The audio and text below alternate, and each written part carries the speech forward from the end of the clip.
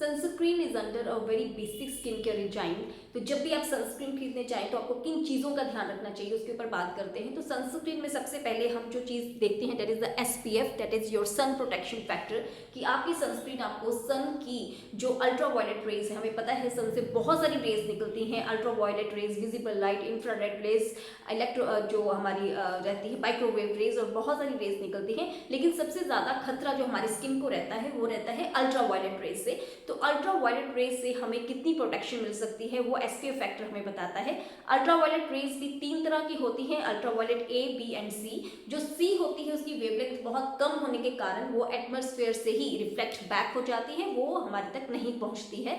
तो जो ultraviolet A and B है, B जो होती है वो हमारा अपर स्किन जो रहता है, एपिडर्मिस रहता है, वहां पर जितना भी स्किन बर्न है, स्किन पिगमेंटेशन है, स्किन टैन है, वो UVB रेज करती हैं। जो UVA रेज होती हैं वो आपके स्किन के डीप इनसाइड आपके डर्मिस तक चली जाती है और वहां पर जाकर आपका कोलेजन या इलास्टिन जो है उसको अफेक्ट करती है, wrinkles, fine lines, even skin cancer भी कर सकती हैं। तो आपकी इन रेज से स्पेशली जो SPF है वो UVB से आपको कितनी प्रोटेक्शन मिलेगी वो बताता है। तो इसके अलग अलग फैक्टर्स होते हैं, कोई 15 की है, कोई 30 की है, कोई 60 की है, कोई 50 की है, लेकिन ये डिपेंड करता है आपको चूज कैसे करना है कि आप किस एरिया में रह रहे हैं और वहां पर कितना गर्मी है, कितना सन एक्सपोजर है, तो उसके ऊपर वो डिपेंड करता है। अगर आप हॉट क्लाइमेट में हैं तो आपको SPF 50 प्लस लेना चाहिए, अगर आप कोल्ड में हैं तो आपको SPF 15 भी चलेगा।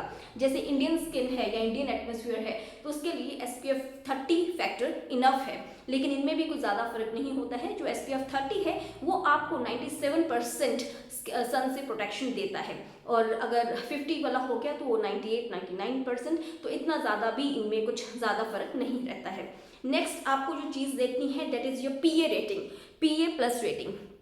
PA plus, PA double 2 plus, PA 3 plus, PA 4 plus, कितना आपको PA मतलब जो protection against UVA rays, UVA rays से आपको ये सनस्क्रीन कितनी प्रोटेक्शन देगा वो आपको PA प्लस रेटिंग से पता चल जाएगा। यहाँ पर आप देख सकते हैं जो PA प्लस रेटिंग लिखा गया है, तो आपकी जो सनस्क्रीन है वो PA minimum PA triple plus होनी चाहिए, ट्रिपल या 4 प्लस आपको PA रेटिंग इसमें चाहिए होती है, ताकि आपकी हमें पता चल सके कि ये ब्रॉड स्पेक्ट्रम है, आपको ये अल्ट्रा वायलेट A और B दोनों से प्रोटेक्शन दे रही है, तो हमें broad spectrum kind of sunscreen चाहिए होती है।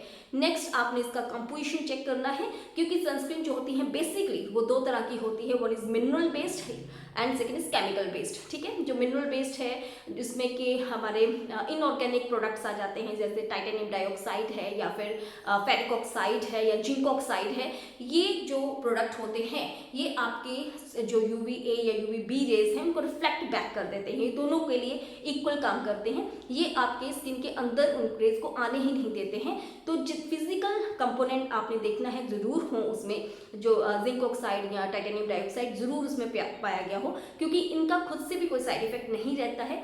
सिर्फ अगर आप अकेली फिजिकल सनस्क्रीन लेते हैं तो आपके उसका टेक्सचर सही नहीं होता है, वाइटिश कर सकती है आपकी स्किन को, लेकिन आजकल जो मार्केट में अवेलेबल है वो कॉम्बिनेशन में अवेलेबल है, वो फिजिकल और केमिकल दोनों का कॉम्बिनेशन होता है, लेकिन उसमें फिजिकल कंपोनेंट बहुत ज़्यादा इंपॉर्टेंट है क्योंकि उनका साइड इफेक्ट नहीं रहता है।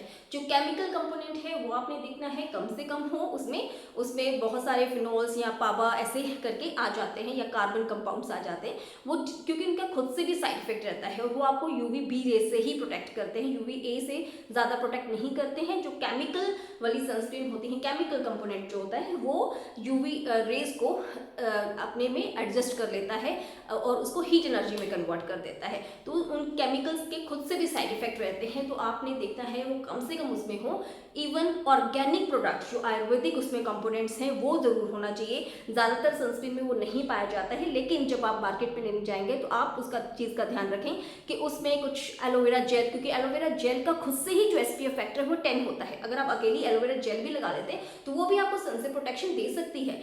Carrot seed oil, carrot seed oil का खुद का SPF 35 to 40 होता है, तो वो खुद में ही कैपेबल है।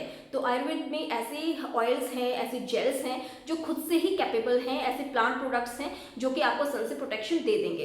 तो कैरेट सीड ऑयल उसमें होना चाहिए, या फिर उसमें व्हीट जम ऑयल होना चाहिए या कुकुम्बर एक्सट्रैक्ट होना चाहिए। ऐसी बहुत सारी हर्ब्स जैसे टर्मरिक एक्सट्रैक्ट उसमें होना चाहिए या टोमेटो एक्सट्रैक्ट होना चाहिए। ये आपको सन से प्रोटेक्शन देते हैं। सोयाबीन एक्सट्रैक्ट भी आपको सन से प्रोटेक्शन देता है। तो आपने देखना है कि उसमें फिजिकल कंपोनेंट तो ज़रूर हो, केमिकल भी अगर कम है तो इट्स ओके, साथ में कुछ ना कुछ ऑर्गेनिक प्रोडक्ट भी उसमें पाया गया हो, ताकि वो आपको स्किन को एक अच्छा देने के साथ, आपकी स्किन को एक ग्लो करने के साथ आपको वो सन से भी प्रोटेक्ट कर सके। तो इसके जैसे कि हमारी जो सनस्क्रीन है, हमारे अपने ब्रांड की जो सनस्क्रीन है, उसमें आप देखेंगे SPF 60 है, PA ट्रिपल+ रेटिंग है और उसमें ऑर्गेनिक प्रोडक्ट्स भी हमने साथ में डलवाए हुए हैं। इवन ये हैवी लाइट, जिसे ब्लू लाइट भी बोल देते हैं, हाई एनर्जी विजिबल लाइट, उससे भी, ब्लू लाइट से भी ये आपको प्रोटेक्ट करती है। तो आप जब भी सनस्क्रीन परचेज करने जाएं तो ये चीज़ों का जरूर ध्यान रखें। एंड सनस्क्रीन आपको दिन में 2 से 3 बार जरूर अप्लाई करना है। एक बार मॉर्निंग में, एक बार आप 3-4 घंटे के बाद जरूर अप्लाई करें। अगर आप सन एक्सपोजर ज़्यादा कर रहे हैं तो आपको frequently, even after gap of 1 hour भी आपको अप्लाई करना है, अगर ज़्यादा धूप में काम कर रहे हैं। तो this is all about the sunscreens. And अगर आपको स्किन की किसी भी तरह के कोई इशू है, पिगमेंटेशन है, एक्ने है, या आपको कोई लेजर से टैटू रिमूवल चाहिए या हेयर रिमूवल चाहिए, टैन रिमूवल चाहिए, तो this is all available to us at the clinic. Thank you so much.